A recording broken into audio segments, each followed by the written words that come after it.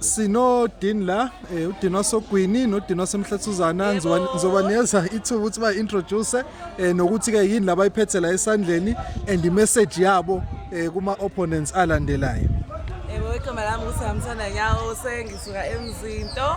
Ngifisa ukusho nje ukuthi siyabonga ukina abantu abaparticipatile kuma opponents alandelayo sonishaya. Ngicela nijime next year 2025 sayilanda. Yani le trophy. Yes, netball.